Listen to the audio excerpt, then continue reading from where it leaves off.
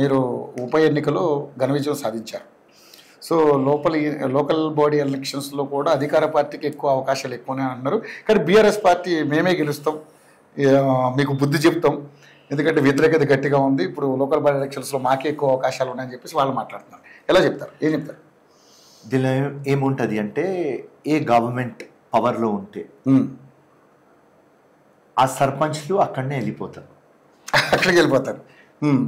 ఇలా BRS party ఉంటే BRS దగ్గర పోతారు. కానీ అలా కాంగ్రెస్ పవర్లో ఉంది. ఎప్పుడు ఏముంటుంది అంటే, రూలింగ్ పార్టీలో పోతే మనకు మేలవుతుంది, ప్రజలకి మేలవుతుంది, పనులు అవుతాయి, ఆ మైండ్ ఫ్రేమ్తో. సో సర్పంచ్ ఎలక్షన్లో టికెట్ ఉండదు, సింబల్ ఉండదు. సో మెజారిటీ సర్పంచ్లు ఎవరు గెలిస్తే కూడా వాళ్ళు 110% కాంగ్రెస్ పార్టీ తరఫే చూస్తారు. సో ఆ రిజల్ట్ ఈజ్ ఇన్ఎవిటబుల్, అంటే రాసి ఉన్నది, అంతే, కాంగ్రెస్ దగ్గర వస్తారు. So that is how sarpanch election will run. కానీ మరి ఇప్పుడు ఉన్నటువంటి సిచ్యువేషన్లో అధికార పార్టీ మీద 6 గ్యారెంటీల వ్యతిరేకత ఉంది, అది గ్రామాల్లో కాబట్టి డెఫినెట్లీ బీఆర్ఎస్కి అవకాశం ఉంటుందని చెప్పేసి వాళ్ళు కూడా రకరకాల ప్రచారాలు చేస్తున్నారు. సో అటువంటి వరకు ఏం సమాధానం చెప్తారు? చేస్తారు, వాళ్ళ టీఆర్పీ కోసం, వాళ్ళ గెలుపు కోసం తప్పకుండా కాంగ్రెస్ ఇది చేస్తలేదు అని చూపిస్తారు.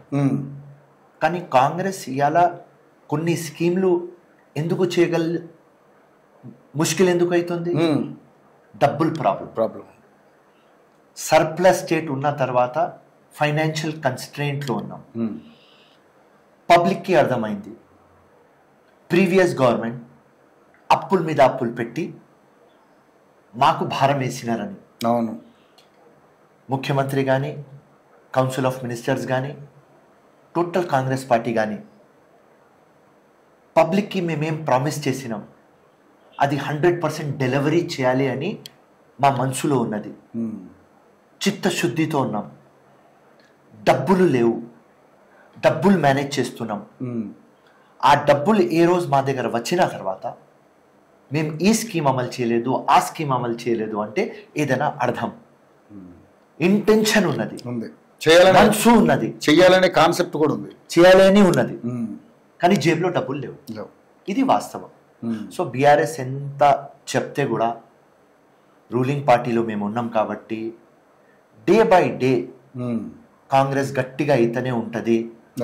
లాస్ట్ టైం కూడా చెప్పినా, ఇవాళ కూడా మీకు చెప్తున్నా, సర్పంచ్ నుంచి మొదలు పెడితే ఎంపీటీసీ కానీ, జెడ్పీటీసీ కానీ, కౌన్సిలర్ కానీ, కార్పొరేటర్లు కానీ అన్నీ కాంగ్రెస్ గెలుస్తారు, పక్కా 100% గెలుస్తారు. ఏ రోజు ఓడిపోతే ఆ రోజు వచ్చి నాకు అడగండి, ఎందుకు మీరు ఓడిపోయినారు, ఇప్పుడు మాట్లాడండి ఫిరోజ్ ఖాన్ అని మీరు చెప్పండి. ప్రతి ఒక్క ఎలక్షన్ ఫ్యూచర్లో బై ఎలక్షన్స్ కూడా వస్తే కూడా కాంగ్రెస్ గెలుస్తుంది. ఆల్రెడీ మరి ఇప్పుడు ఖైరతాబాదు, అదేవిధంగా స్టేషన్ గన్పూర్ బై ఎలక్షన్ వస్తాయని చాలా మంది రకరకాలుగా మాట్లాడుతూ ఉన్నారు. వచ్చే అవకాశాలు ఉన్నాయి? 100% వస్తుంది, 100%. ఇది ఓపెన్ అండ్ షట్ కేస్ అది. ఓకే, మీరు బీఆర్ఎస్ నుంచి బీఫామ్లు తీసుకొని మళ్ళీ కంటెస్ట్ చేసుకొని గెలిచిన తర్వాత కాంగ్రెస్ దగ్గర నుంచి బీఫామ్లు తీసుకొని మీరు ఎంపీలు కంటెస్ట్ చేస్తే, సో అది యాంటీ డిఫెక్షన్లో సుప్రీంకోర్టు చాలా సీరియస్ ఉంది. సో 100% ఎలక్షన్స్ ఇన్ఎవిటబుల్, తప్పకుండా అవుతాయి, there is no doubt. Okay, so election త్వరలోనే ఉండే అవకాశం ఉందంట? నో డౌట్, 100% అవుతుంది. ఓకే, సో మళ్ళీ వాళ్ళకి ఇచ్చే సీట్లు వాళ్ళకి ఇచ్చే అవకాశాలు ఉన్నాయా, అది మీ పార్టీ నిర్ణయం తర్వాత? నో, ఇప్పుడు కాంగ్రెస్ వైపు వచ్చినారు కాబట్టి నాగేందర్ గారికి టికెట్ దొరుకుతుంది, శ్రీహరి గారికి టికెట్ దొరుకుతుంది. ఓకే, వేరే ఎవరు థర్డ్ పర్సన్కి అవకాశం ఉండదు. ఓకే, వాళ్ళకి ఇస్తాం. ఓకే, 100% వాళ్ళు గెలుస్తారు కూడా. ఓకే.